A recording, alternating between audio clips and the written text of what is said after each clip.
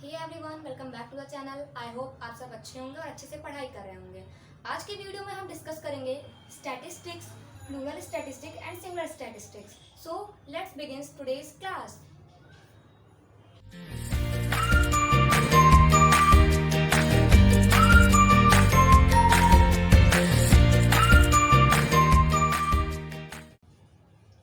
हम सबसे पहले पढ़ेंगे कि व्हाट इज स्टैटिस्टिक। स्टैटिस्टिक्स क्या होता है?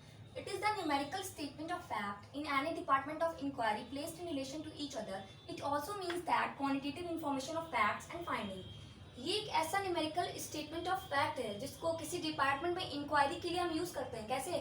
किसी डेटा को रिलेट करके, रिलेशन टू ईच अदर, कि किसी न्यूमेरिकल अगर डेटा को हम एक दूसरे के साथ रिलेट कर रहे हैं तो हमारा क्या होता है? स्टैटिस्टिक्स होता है। अब हम पढ़ेंगे what is plural statistics.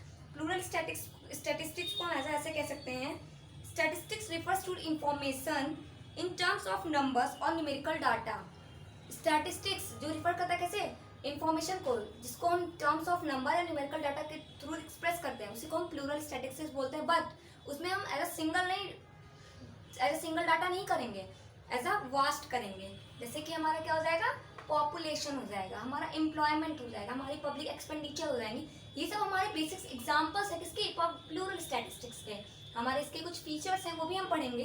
Aggregate of facts. Aggregate of facts का मतलब होता है कि किसी चीज पे, किसी डेटा पे अगर हम कुछ सर्च कर रहे हैं तो उसके एक फैक्ट नहीं होंगे, उसके कई सारे फैक्ट होंगे। ये एक हमारा फीचर होता है किसका?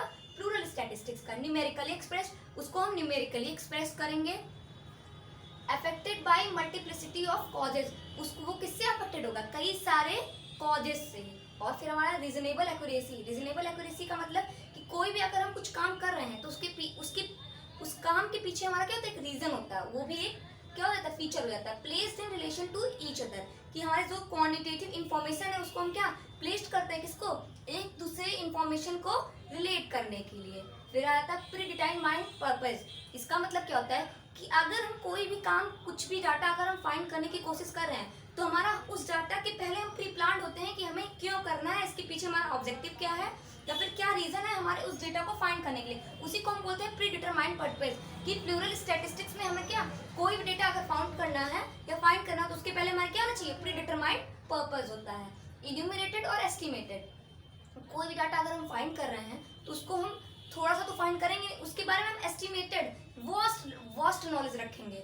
वही हमारा क्या होता है? एक फीचर है। Collected in a systematic manner, किसी भी डाटा को कलेक्ट अगर हमें करना है तो उसको सिस्टमैटिक मैनर में करना होगा, उसकी नॉलेज भी हमें सिस्टमैटिक मैनर में रखनी होगी। अब हम पढ़ेंगे singular statistics. It may be defined as the collection, presentation, analysis and interpretation of numerical data. ये डिफाइन करता है क्या? Collection, presentation, analysis and interpretation of numerical data. मतलब इसका ये हो गया, कलेक्शन हो गया, प्रेजेंटेशन और एनालिसिस जो हम करते हैं अपने न्यूमेरिकल डाटा का, उसी को हम क्या बोलते हैं? Singular statistics. और इसके हमारे स्टैटिस्टिक टूल होता है, उसको हम किसके लिए? वो एक ऐसा मेथड है या ऐसा टेक्निक है जिसमें क्या हम कलेक्शन, ऑर्गेनाइजेशन, प्रेजेंटेशन, एनालिसिस और इंटरप्रिटेशन का एक टेक्निक जानते हैं कि उसको हमें किस तरीके से प्रेजेंट करना है। अब हम पढ़ेंगे इसके 5 स्टेजेस होते हैं। पहला हमारा collection, second one is organization, third one is presentation and fourth one is हमारा analysis and fifth one is interpretation. तो हम जानेंगे कि इसके टूल्स क्या होते हैं। तो अगर हमें कोई डाटा कलेक्ट करना है तो इसके हमारे 2 टूल्स होते हैं। पहला तो हमारा census and second one is sample.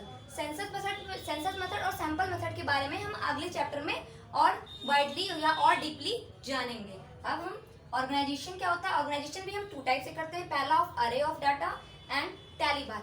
दो मेथड से हम क्या करते हैं? ऑर्गेनाइजेशन करते हैं। प्रेजेंटेशन भी हमारे 2 टाइप से होते हैं कि हम डायग्रामेटिक टाइप्स में शो कर सकें या फिर टेबल ग्राफ्स बना के उस चीजों को, अपनी बातों को दूसरे के सामने एक्सप्लेन कर सकते हैं।